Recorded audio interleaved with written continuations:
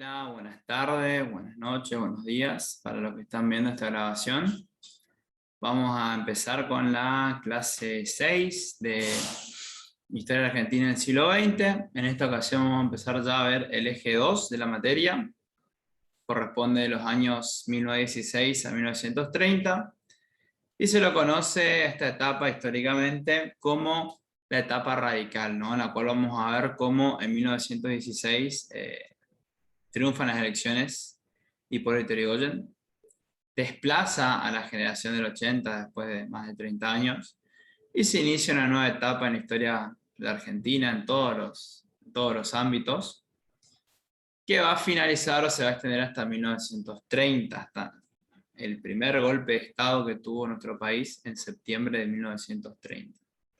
Antes de arrancar con la clase de hoy, les quiero informar, y también lo voy a escribir, que ya arrancamos la presencialidad en Historia de Argentina, que va a quedar los días lunes, al menos un tiempo más. Los días lunes desde las 6:30 hasta las 9, 8:30, 9, por ahora. Así que yo les voy a pedir de que vayan, quienes puedan, que asistan. Vamos a las clases, yo voy a seguir subiéndolas al aula virtual, los materiales y el módulo, pero ya grabaciones no vamos a hacer más, no voy a hacer más, ya que para eso tenemos la presencialidad, ¿no? Más o menos vamos a tener 2 horas, 2 horas y pico por día. No creo que utilicemos todo. Por ahí, como les había dicho, yo el lunes pasado fui a estudiar con algunos de sus compañeros. Vamos a ver si podemos en 1 hora, 1 hora y media, dar los temas semanales. Y también el otro, si queda algún tiempito y alguien tiene alguna duda o consulta de esta materia o de cualquiera de las que tengan que rendir, ahora que falta poco para el llamado de septiembre, vamos a tener ese espacio disponible para hacer alguna tutoría, ¿no? Para quien quiera, no hay drama. Para eso tengo que ir, así que vamos a aprovechar el tiempo que estamos allá. Así que bueno, les voy a avisar eso, vuelvo a insistir con que vayan los días lunes. Dentro de 2 semanas hay un feriado, que ahí bueno, sí voy a grabar porque el día lunes es feriado, pero después les voy a insistir que aprovechen este espacio, tenemos hasta fin de año, y que seguramente van a tener más presencialidad en otras materias, así que vamos a empezar esta etapa bimodal, se le dice, en la cual vamos a trabajar tanto en el aula virtual como veníamos haciendo, pero también vamos a retomar la presencialidad. Así que bueno, eso quería avisar, también lo voy a dejar por escrito. Ahora bien, arrancamos el eje 2 de nuestra materia,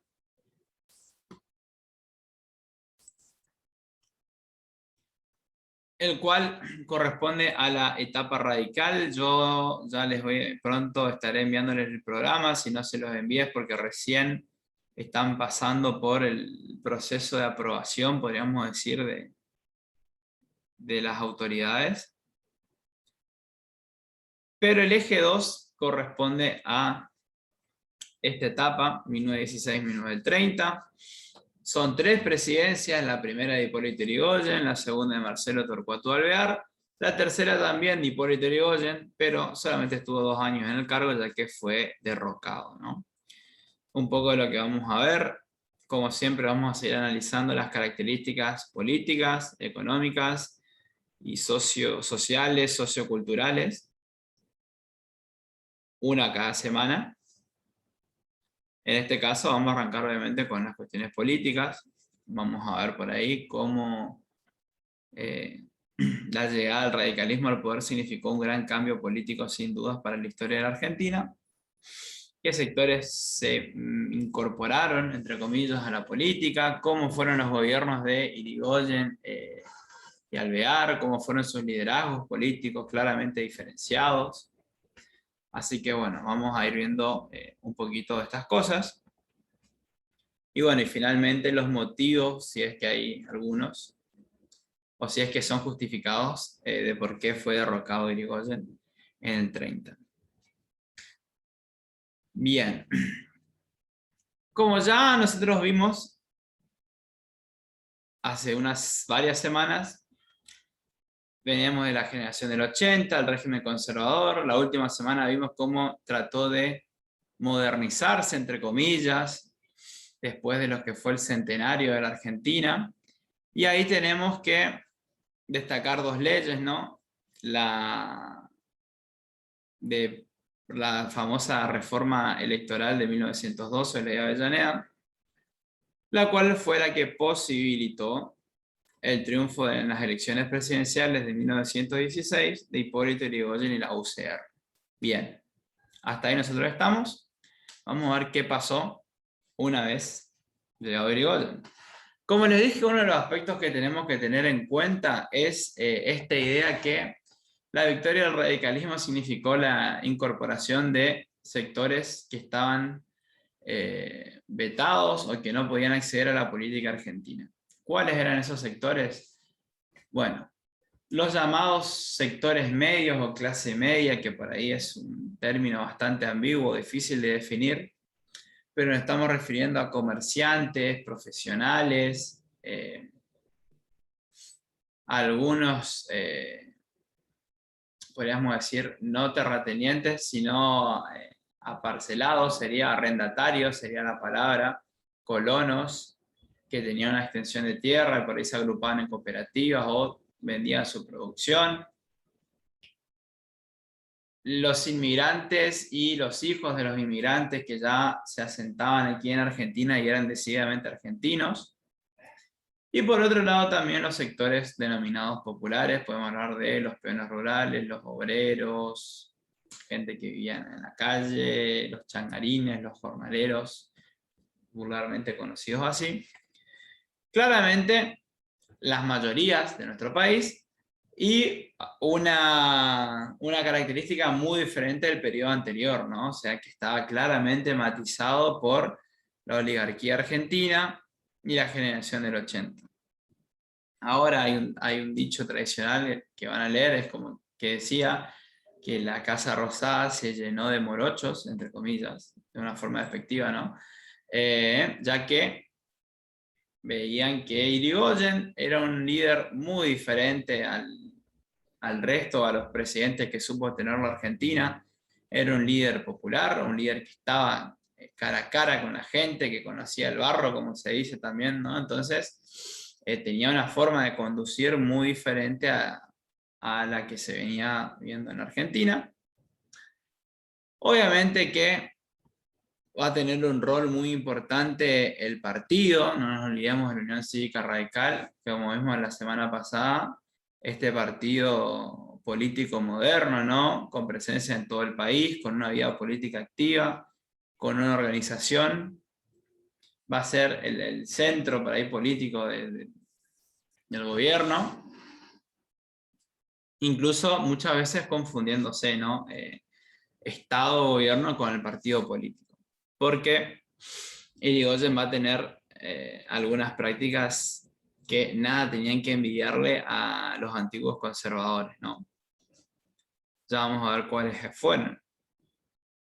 Desde el punto de vista político, una de las primeras medidas que va a llevar adelante Irigoyen, como lo pueden leer acá, bastante controversial y para acrecentar su poder y el poder del Partido Radical, fueron varias intervenciones a las provincias gobernadas por conservadores, algo la verdad que nada democrático, ya que consideraba él que los gobernadores allí electos fueron electos bajo el fraude, ¿no? Como fueron electos antes que él sea presidente, antes que se aplique la ley electoral, por lo cual su mandato no era legítimo, esa era la explicación que él esgrimía. Y entonces las intervenciones van a desplazar a los antiguos gobernadores, se van a celebrar nuevas elecciones y en la mayoría de los casos ganaban los radicales, ¿no? Y acuérdense que también ganar una provincia no solamente significa que el gobernador sea radical, sino que también se aportaban muchos diputados, ¿no? Y senadores para el Congreso Nacional, lo cual era una estrategia muy importante, ya que en el primer mandato de Irigoyen, él sí llegó, ganó las elecciones y controlaba el poder ejecutivo, pero no hacía el legislativo, ¿no? El Congreso estaba dominado por los opositores, en su mayoría conservadores del interior, que no querían saber nada con la nueva administración, ¿no? Por lo cual, durante mucho tiempo, o durante su primer mandato, la situación fue muy tirante, muy desgastante. Irigoyen no tenía prácticamente relación con el Congreso, ni siquiera iba a dar los discursos para inaugurar las sesiones. Y muchas de las leyes que él consideraba necesarias eran sancionadas mediante decretos presidenciales, lo cual, como les digo, es bastante controversial, pero bueno, fue la forma que él, al haber llegado, no digo que apenas, pero si bien triunfó en las elecciones, todavía la base conservadora era muy grande, fue el mecanismo para poder ir acrecentando su poder, ¿no? El poder de Hipólito Yrigoyen. Después, otras cosas que tenemos que ir viendo, fíjense, una nueva política sindical, dice acá, esto va a ser algo muy interesante para verlo, ya que tradicionalmente nosotros vimos cómo durante la generación del 80, ustedes vieron el grito de Alcorta, las protestas en las ciudades eran férreamente reprimidas, e incluso hasta había una ley, la famosa ley de residencia, la cual permitía expulsar a los inmigrantes o a la gente considerada peligrosa, ¿no? Entre comillas. Irigoyen va a tener una relación distinta, va a ser más dialoguista, sin dudas, va a sentarse a hablar con los sindicatos, con los líderes, con las patronales. Va a ser un cambio, pero también, y al mismo tiempo, van a haber otras situaciones en las cuales directamente se utilizó la misma represión que años anteriores, sobre todo en algunos conflictos puntuales que ustedes van a leer seguramente en el texto. Estamos hablando de los conflictos y las huelgas de la forestal, de la fábrica que estaba acá nomás, en Chaco y norte de Santa Fe. Van a ver por ahí la más famosa, la Semana Trágica, se la llamó, una protesta en un taller metalúrgico en Buenos Aires, en Los Bacena. Y también van a ver un conflicto en la Patagonia, también muy conocido en el territorio nacional de Santa Cruz, en ese entonces, hoy provincia de Santa Cruz, conocido como la Patagonia Rebelde también, incluso hicieron una película sobre eso. Esto mostraba que, si bien el gobierno estaba dispuesto al diálogo, también cuando había que tomar medidas extremas, lo iba a realizar. Otro evento que vamos a ver, por ahí esto no quiero